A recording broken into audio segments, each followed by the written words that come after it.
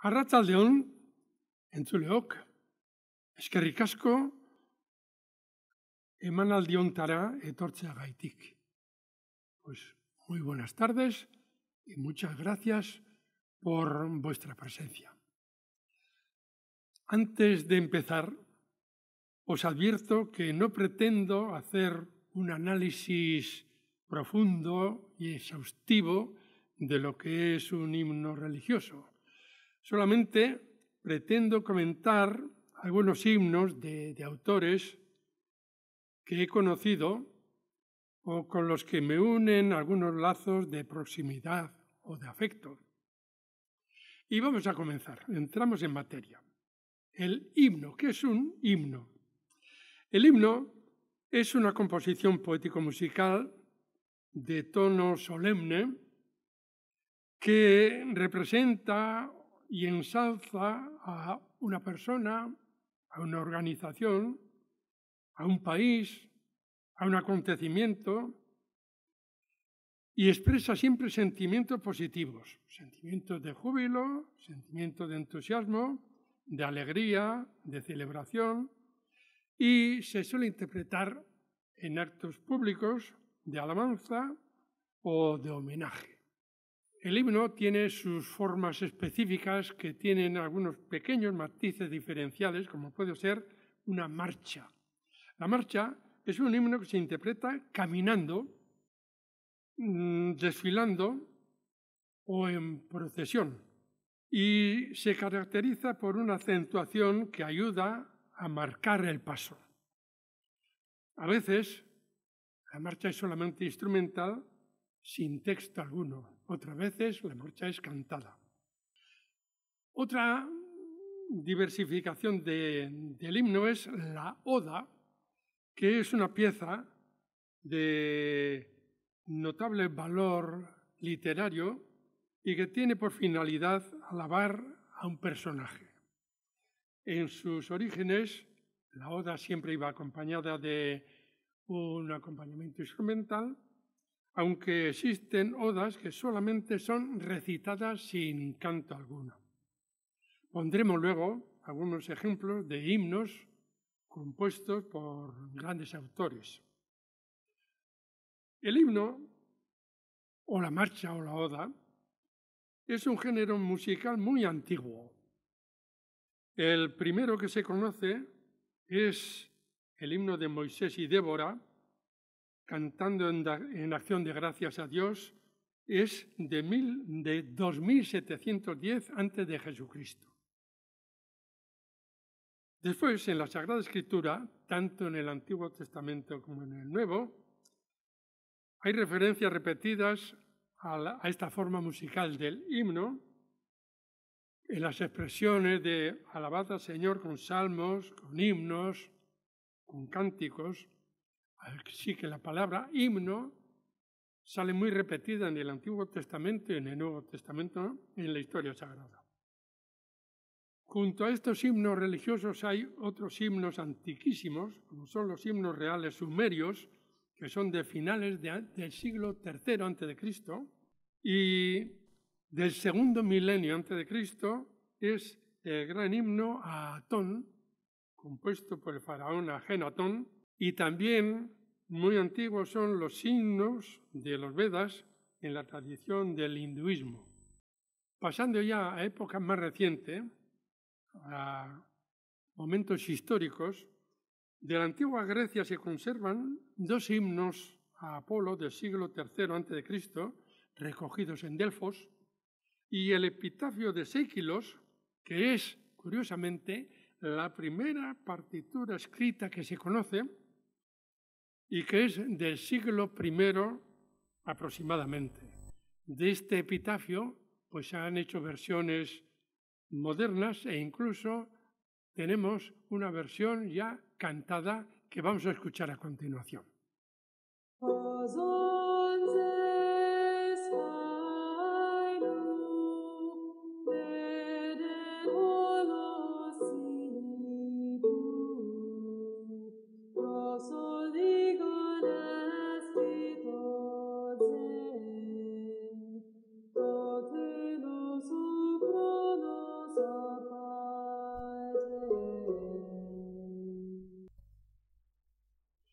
De Grecia pasamos a Roma.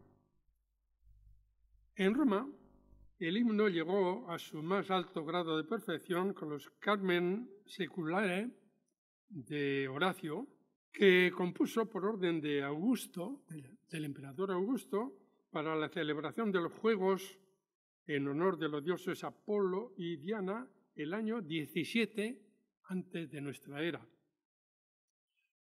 Y de Roma vamos a pasar a la Iglesia cristiana, que ya en sus inicios y siguiendo un poquitín la tradición hebraica, pues ya introdujo el canto del himno, además de los salmos. Autores importantes en la composición de estos himnos son San Ambrosio, San Benito, San Bernardo, Santo Tomás de Aquino y los papas Inocencio III, Clemente VII y San Gregorio Magno. El Liber Usualis, que se ha utilizado en los monasterios, en las iglesias, recoge más de 100 himnos, entre los que citaremos los conocidos, el Stabat Mater, el Beni Sancte Spiritus, el Dies Irae, Ave Maris Stella, y entre todos estos himnos de la Iglesia Católica destacan por su perfección literaria los que compuso Santo Tomás de Aquino para el Santísimo Sacramento. Son los himnos del Pange Lingua, el Tantum Ergo, Sacris Solemnis, etc. ¿Y qué es un himno? ¿Qué estructura tiene? Pues hemos dicho que es una composición poético-musical, por tanto, tiene su texto y tiene su música.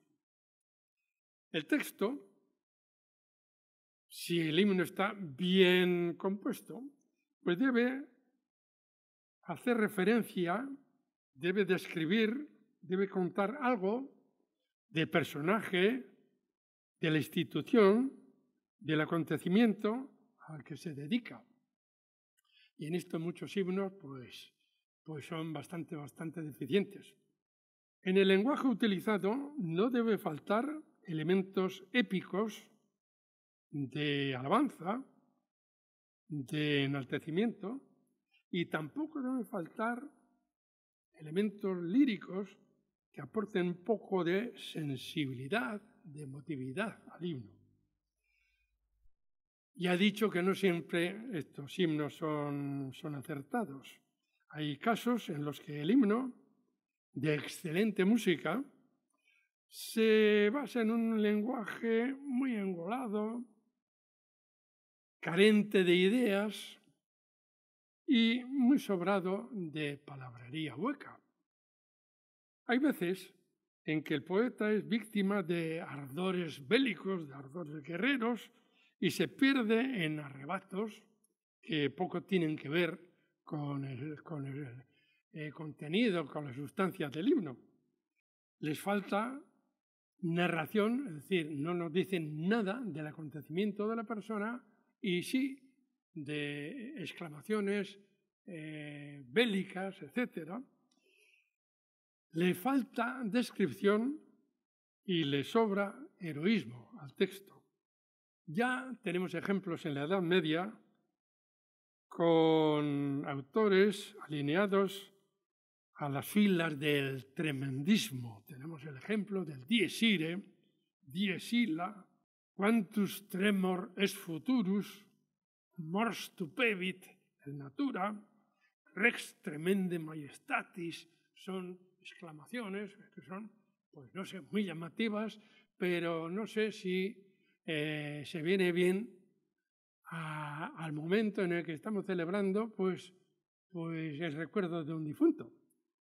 Eso de hablar de mors stupevit in natura, la muerte se va a quedar estupefacta. Bueno, no sé si llega tanto. Cuando el autor abusa de altisonancias, de ampulosidades, el pueblo normal, que es el destinatario del himno, pues el pueblo es sabio y busca pues sus atajos para de alguna manera expresar esas frases que no terminan de entender y corrige a su manera el texto que el autor, el grandilocuente texto que el autor ha concebido para el himno.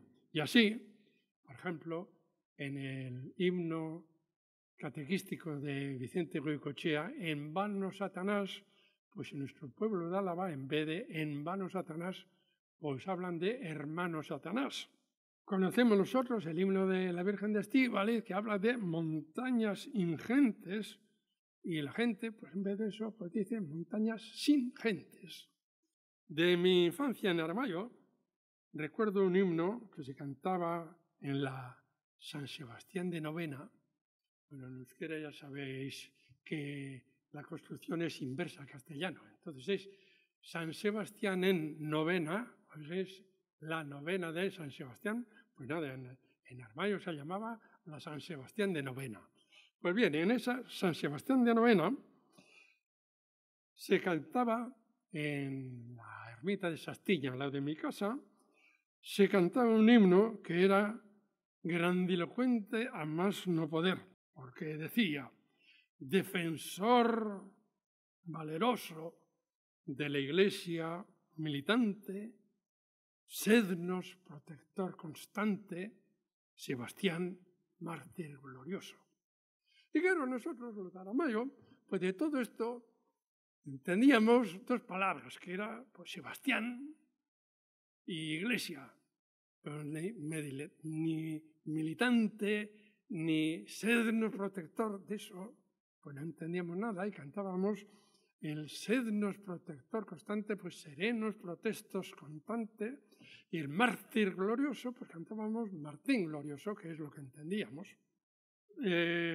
En esta misma línea podemos situar un canto muy popular que era: venid y vamos todos con flores amarillas, venimos y vamos todos con flores a Porfía.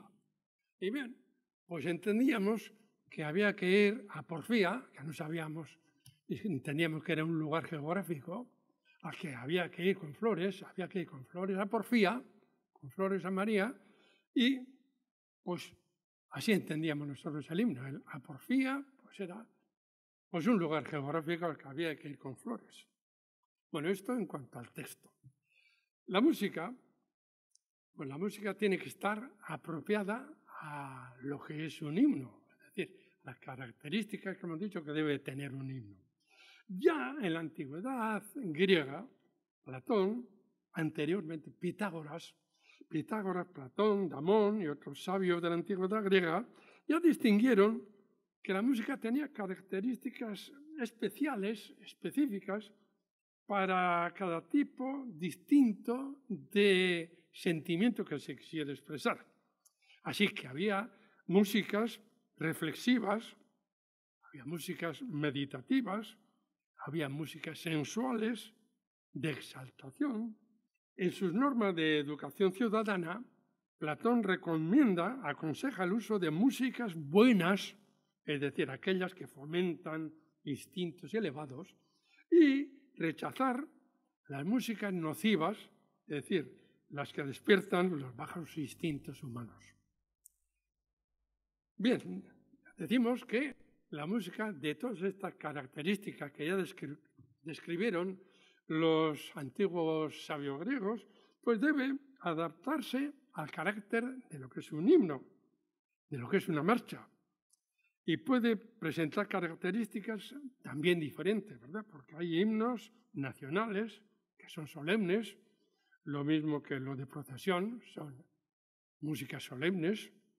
Hay músicas, las marchas militares, pues que son de paso rápido y revisten marcialidad.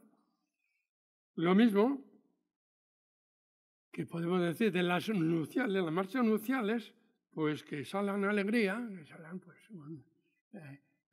el afecto de lo que es la unión matrimonial. En cambio, las marchas fúnebres, que son de paso lento, pues reflejan tristeza. Y los himnos deportivos pues, tienen que irradiar energía, Así como los pasacalles y los pasodobles, pues tiene que reflejar animación.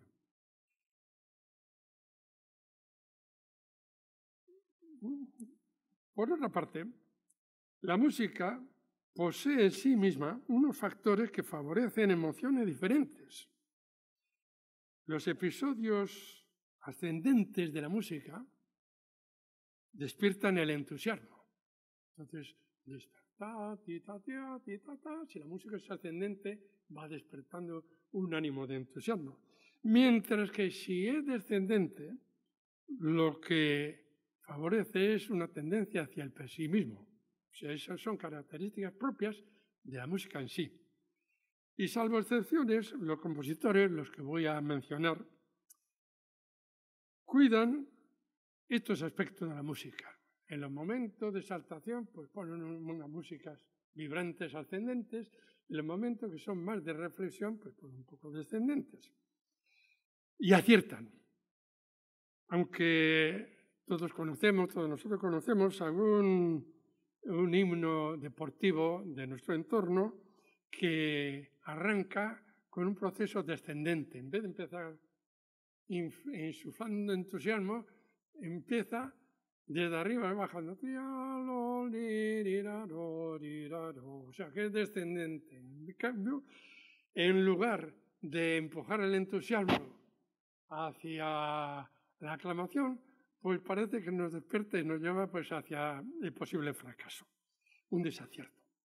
Vamos a escuchar algunos himnos. He dicho que hay himnos de muy distintas características y algunos que reflejan esa característica. Vamos a empezar con un movimiento de un cuarteto de Joseph Haydn que ha servido para un himno nacional. Vamos a escucharlo.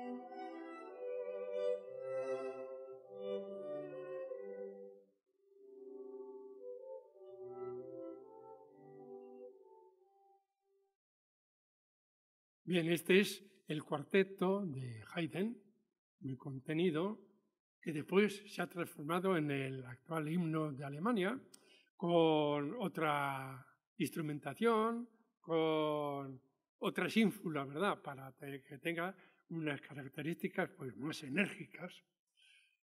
En cuanto a composición de himno, pues a mí me parece modélica porque tiene todas las características que debe tener una cosa bien compuesta. Otro ejemplo de marcha está en la Sinfonía Italiana de Félix Mendelssohn, en su segundo movimiento, que refleja una marcha procesional.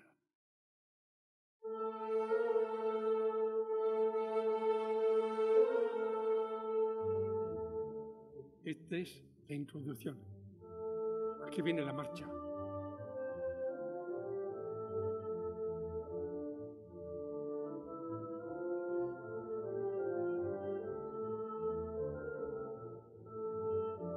Y como una marcha debe de tener una acentuación que invita al caminar, pues observen los contrabajos como van marcando,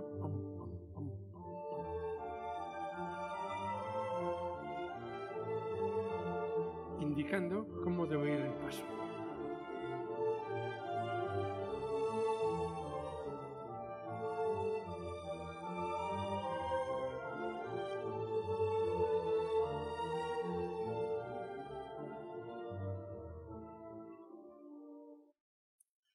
Un tercer ejemplo de un gran autor, de Henry Purcell, este es un himno fúnebre que lo compuso para los funerales de la reina Mary. Lo escuchamos.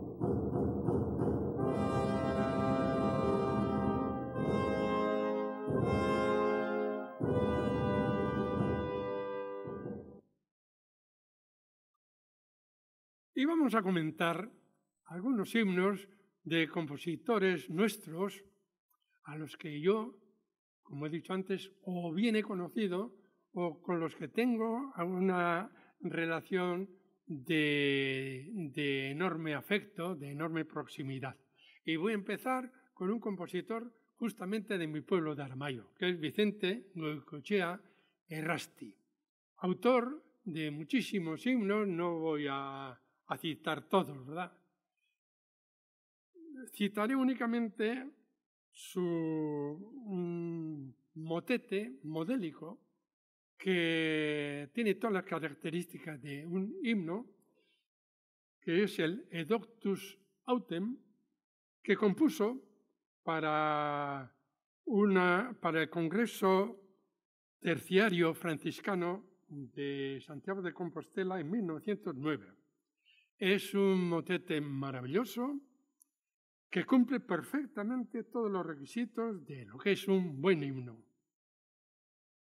Tiene un texto que es sólido, que nos habla de que Francisco de Asís, aconsejado desde el cielo y por experiencia propia, pues renunció a las riquezas y honores de este mundo para dedicarse únicamente a ese afecto hacia el hermano próximo.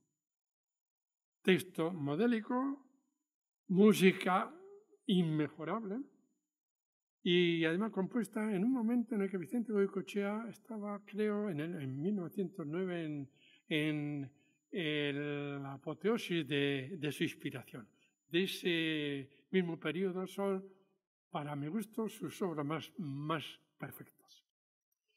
Pero junto a estos grandes logros de Vicente Goicoechea, que era una persona, por todas las referencias que tengo, era un hombre muy místico, pues tiene un par de himnos que llaman la atención porque sus textos están repletos de ardor guerrero y que merecen un comentario. Pregunto yo, en mi duda, discípulo directo, su discípulo predilecto junto a su sobrino Julio Valdés Goicoechea, fue Nemesio Taño Eguino, jesuita, muy de la línea de Íñigo López de Loyola, muy belicoso, muy bravo. Goicoechea se dejó influir por Otaño, o le salió a él. Bien, es autor de estos dos himnos que voy a mencionar. Uno de ellos es A Cristo Rey, que es un himno para peregrinaciones y catecismos y que mantiene todos los tópicos ignacianos de bravura, de lucha y de victoria. Y nos habla de que en vano Satanás, lo que hemos dicho antes, el hermano Satanás, en vano Satanás, nuestro enemigo, querrá llevarnos consigo. No ha de vencer jamás, que Cristo es nuestro Rey. Así empieza este himno de Vicente Goicoechea. Y tiene después otro himno, es A Cristo Regeari, que es para coro popular, hay una voz y órgano, que es hermano gemelo del anterior, porque nos habla de Cristo vence, Cristo impera, Cristo reinará. Flota al viento su bandera, que en sus pliegues la victoria va. Triunfará de las hordas del infierno, triunfará en nuestra nación. O sea que ahí Vicente Goicoechea, místico, pues nada, muestra sus pequeños ardores bélicos. En fin. Paso a otro autor importante, que es Ignacio Busca Sagastizábal, de la familia de los Busca y Susi, etcétera, de Zumárraga, que fue organista en Madrid y que es el autor del Cantemos al Amor de los Amores, que es el himno eucarístico del 22 Congreso Internacional de 1924. Dice que después del Padre Nuestro, el amor de los amores es la creación más sublime que sube al cielo. Es una afirmación. Y otra afirmación que he escuchado yo también es que Busca Sagastizábal se merece un busto en todas las sacristías de todas las iglesias, por su himno. La música, perfecta. El texto, pues, tiene un arranque brillante, excelente, pero después, en la segunda parte ya decae, ya va a parar en tópicos como honor y gloria a ti, honor por siempre a ti. ¿Y qué nos dice eso de honor por siempre a ti?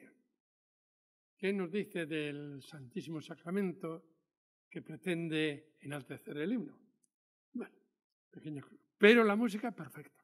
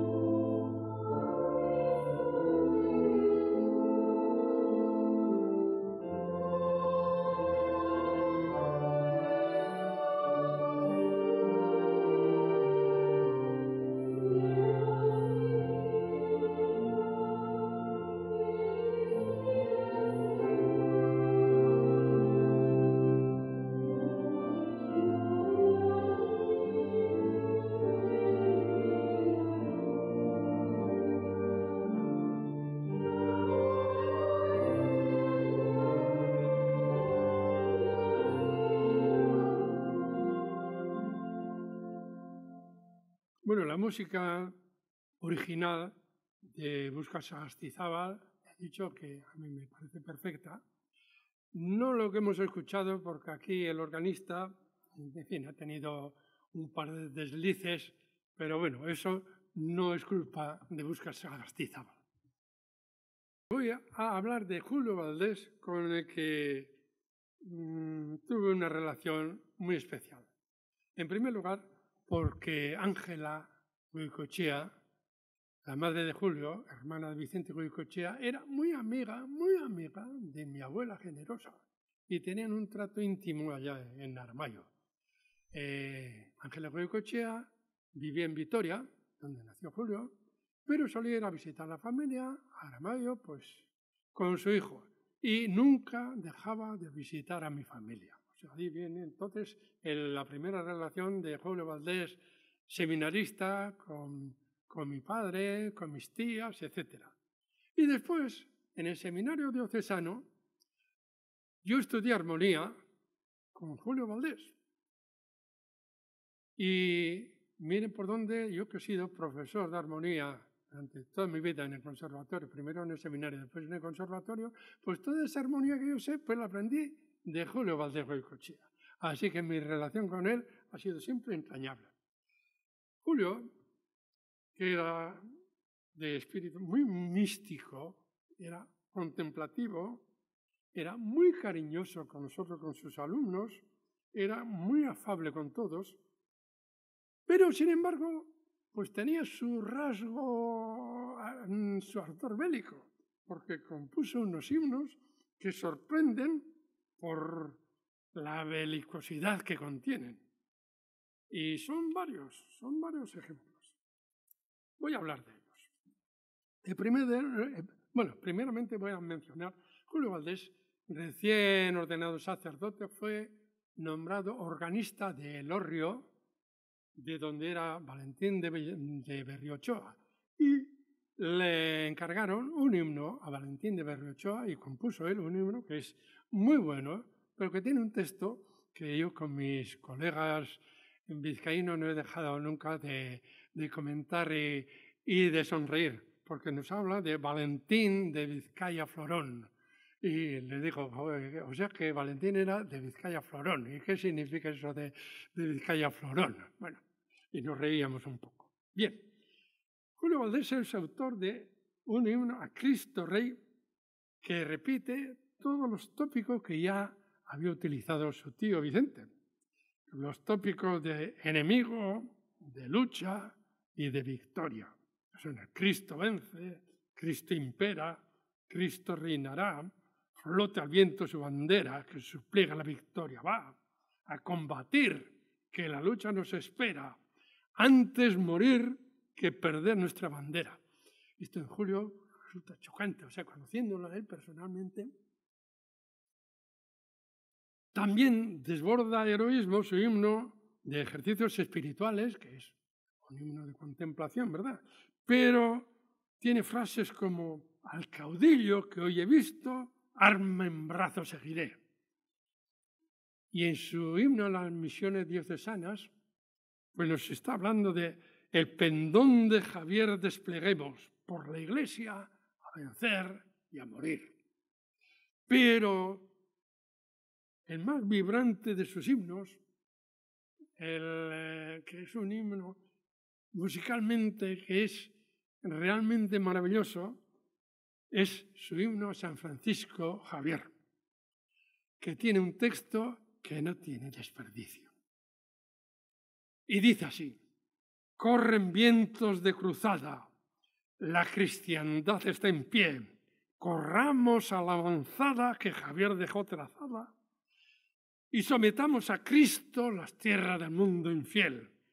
Bajo tu mando, Javier, y tu bandera, conquistaremos la tierra entera para el imperio de Cristo Rey.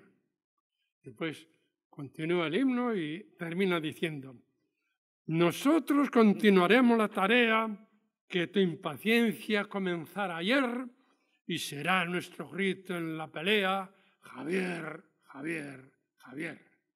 Y eso lo solíamos cantar los seminaristas con vibrante y todo eso, como tenía una música excepcional. Al texto no le hacíamos caso, lo cantábamos con mucho entusiasmo en el seminario. Otro autor, Jesús José María Vírgala, organista de la Catedral de Vitoria, que es el autor del himno a Nuestra Señora de Estíbaliz, que tiene una música que creo yo que es acertada, quizá un poquitín hinchada, un poco a tono con el texto, pero el texto es altisonante en grado sumo, con mucha palabrería y muy poco sentido, porque nos habla de valles rientes, de montañas ingentes, nos habla del cerro en la alta cumbre, que yo digo, hace falta ser Juanito Villarzaba para ir a Estíbaliz. Y la estrofa, que musicalmente es muy delicada, muy fina, muy sensible, llama la atención por el contraste entre esa delicadeza de la música y el engolado del texto, que dice: la fe de nuestros padres te alzó esplendente trono, Luzbel, con recio encono, lo quiso derribar. Pasadas 10 centurias, después de lucha tanta, más fuerte se levanta tu trono secular. Y sigue en otra estrofa: en prístinas edades, pecheros e infanzones, venían sus cuestiones al cerro a dirimir. Cuánta palabrería, ¿verdad? Para que los que vamos a Estíbaliz, pues lo único que queremos es estar al lado de la madre que tenemos allá, ¿verdad? Pero, en fin. He citado varias veces a Nemesio Otaño. Nemesio Otaño, Eguino, de Azpeitia, que es, de alguna manera, el autor o el adaptador de la marcha de San Ignacio de Loyola, originalmente Íñigo López de Loyola. Aita Donostia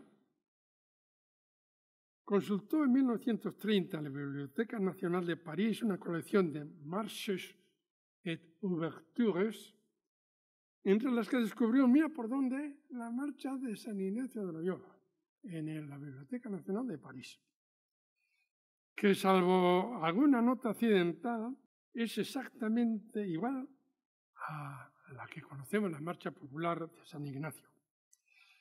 Opina el padre Donostia que la música fue escrita en el siglo XVIII y, lógicamente, la aplicación del texto como marcha de San Ignacio es posterior.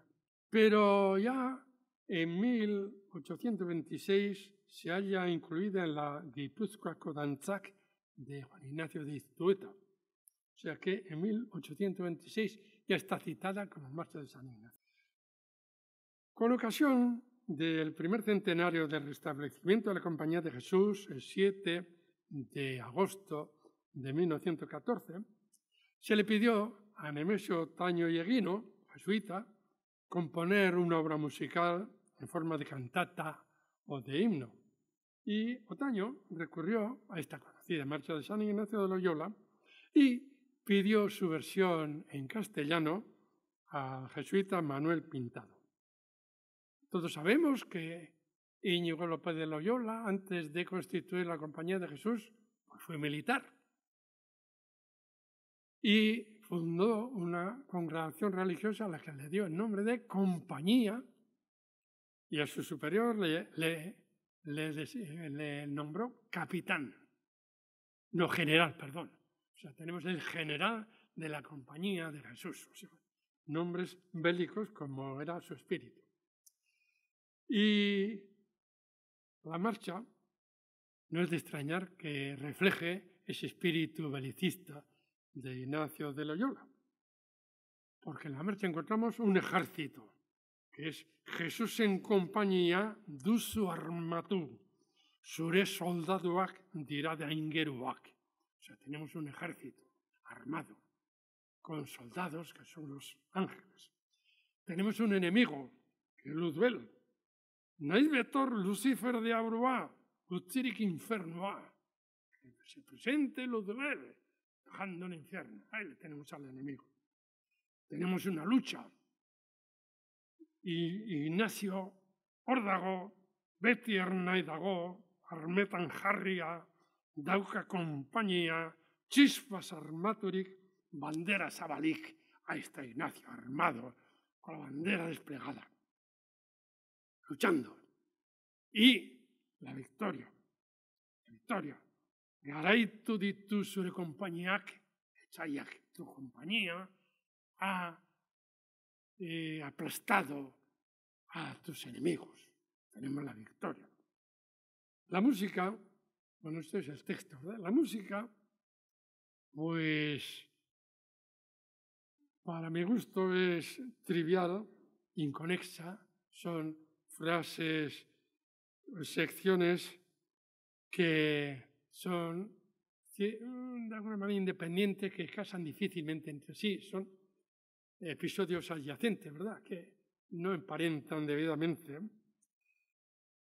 Pero lo más notable es que tiene algunos episodios que no escapan de la sospecha de plagio.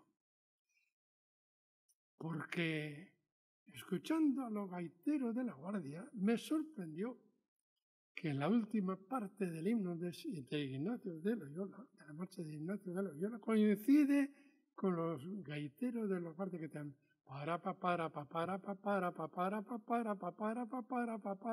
Eso es lo que tocan los gaiteros de la Guardia, pues en los pasacalles, para celebrar las fiestas. Y viene la pregunta, ¿y quién plagió a quién? ¿Fueron los gaiteros los que plagiaron a la marcha de San Ignacio o fue el autor de la marcha de San Ignacio el que plagió a los gaiteros? Yo opto por esta segunda opción, ¿verdad? Porque la marcha de los gaiteros tiene su colección, tiene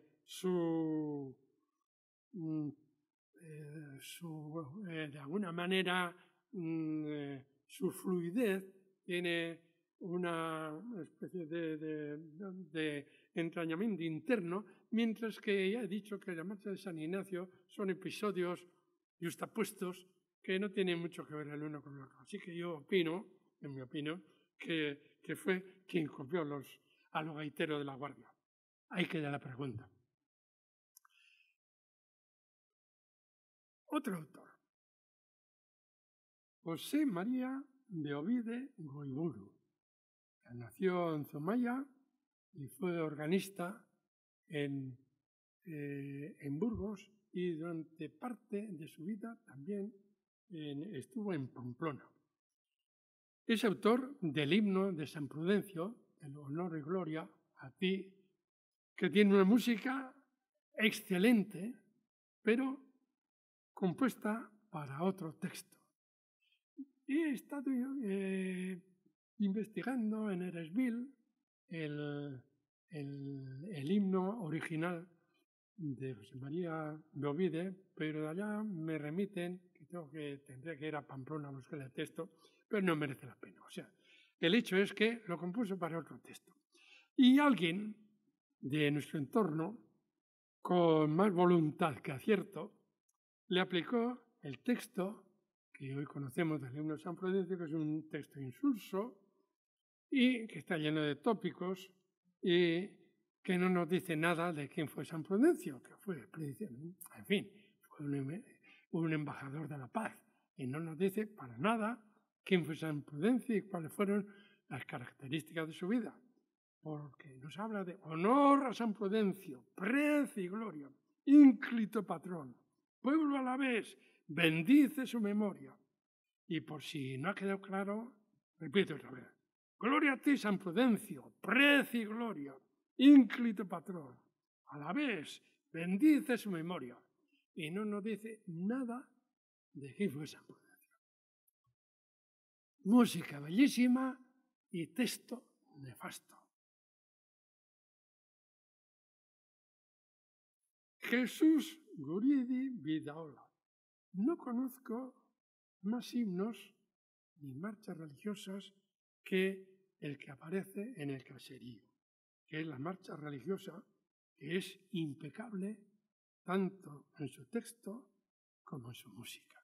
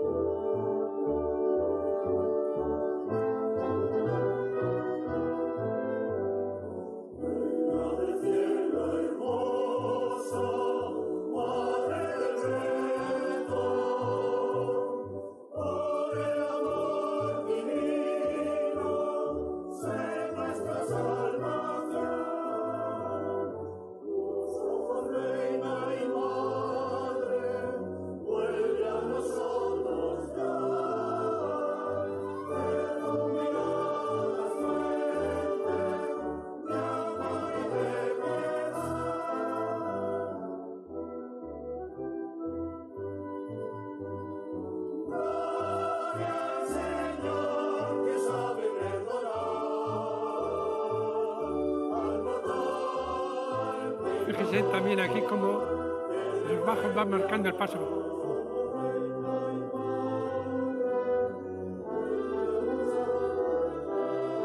Como debe ser una buena marcha. Unas acentuaciones que indican cómo tiene que ser el paso.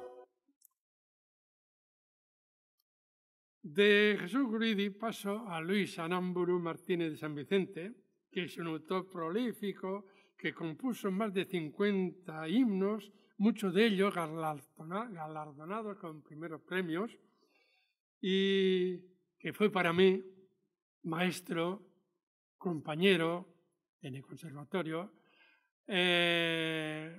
amigo entrañable, salvada la distancia de edad, pero creo que nos unió una buena relación. Y recibí de él, bueno, no solamente yo, también Emiliano Ibarguchi, otros muchos vitorianos hemos recibido unos consejos muy sabios y muy prácticos, porque Luis Aramburu, además de ser maestro como músico, era maestro como enseñante, como docente. Entre otras cosas, Luis me recomendaba que para componer un himno que me inspirara en los que había compuesto don Julio Valdés, porque él es lo que hacía. Antes de componer un himno, se escuchaba unos cuantos himnos de Julio Valdés. Y me recomendaba que yo hiciera lo mismo. Soy una la Virgen Blanca, todos lo conocemos, excelente. En cambio, es de su juventud, de los primeros años 40, es un congreso eucarístico de Álava, que tiene un par de acentuaciones que son impropias en ese gusto exquisito que tenía Luis Aramburu para hacer las cosas. Tiene dos acentuaciones que no sé si se le escaparon. Por un lado tiene en vino y pan, en un momento en vino y pan, pone el acento en vino y pan, en vez de en vino y pan, en vino y pan. Y solo aparece, la palabra aparece, en vez de aparece, aparece. El acento está en aparecer. Dos deslices que se le escaparon a Julio Valdés. A Luis Aramburu. Pero sin embargo ya le digo que otros himnos son maravillosos. Y voy a mencionar el himno del Congreso Eucarístico Internacional de Barcelona de 1950, que musicalmente es excepcional, muy bueno.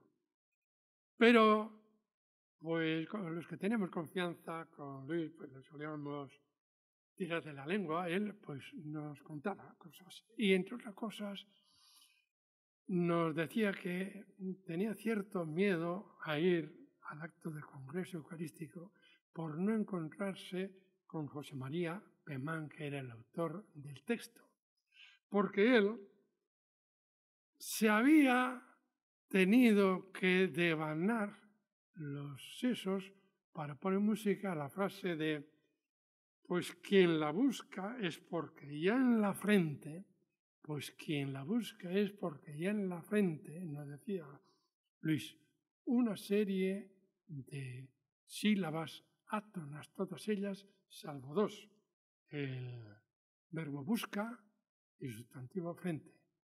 Porque quien la busca es porque ya en la frente.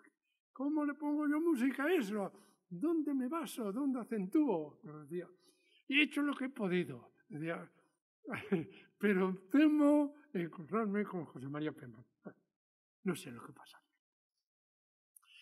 Y otro autor, Emiliano Ibarguchi Barrondo, organista de la Catedral de Vitoria, místico, de profundo misticismo, de bondad sin límites, como Julio Valdés, fue un músico al servicio de la liturgia que se distinguió por un especial sentido de la armonía. Y a raíz del Concilio Vaticano II, yo tuve el honor de formar con Luis Aramburu y con Emiliano Ibarguchi la Comisión Diocesana para la Renovación de la Música en la Liturgia. Tuve esa suerte, ese honor. Conozco dos, entre otros muchos, ¿verdad? Para destacar dos himnos de Emiliano Ibarguchi. Uno, su himno de las juventudes del campo, que lo compuso en un momento en el que había una inquietud social en la diócesis, promovida por Pedro Anitua, por Carlos Abaitua, por Pedro María Ortiz de Zúñiga, que eran los movimientos sociales, movimientos obreros, movimientos de la juventud del campo, y le encomendaron a Emiliano que compusiera el himno de la juventud del campo con un texto que es muy acertado, que se basa en la metáfora de la semilla sembrada en el surco que florece después en fruto de verdad. Y ahí se le puso una música estupenda a Emiliano. Y otra de las marchas de Emiliano es su marcha procesional para el Domingo de Ramos, que anteriormente se cantaban himnos en latín, etc., pero por iniciativa de Ignacio Oñatibia, pues compuso este himno para la procesión de Ramos, que es para coro popular y banda de música, que también es exquisito. Qué himno más bien compuesto. Es una composición majestuosa que cumple perfectamente con todos los requisitos de una buena marcha procesional. Una música de muchos quilates y el texto que se ajusta a la narración evangélica de la entrada triunfal de Jesús en Jerusalén. Y nada, terminamos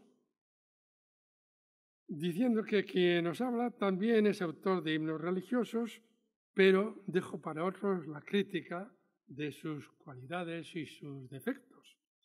Lo que sí puedo afirmar es que he intentado cumplir estrictamente las exigencias y propiedades que debe tener un himno religioso. Que haya acertado o no, ya es otra cosa. Así que os agradezco la atención, eskerrik asko, hemenegoteagaitzik, pero al que quiero agradecer de verdad es al amigo Iñaki Jiménez por su magnífico apoyo audiovisual con el que ha ilustrado esta charla, porque creo que lo que de verdad tiene mérito es lo que ha hecho él, y lo mío es una voz en off, ¿verdad?, que acompaña estas imágenes y a estos sonidos que nos ha elegido. Eskerrik asko, Iñaki. Eskerrik asko denoi.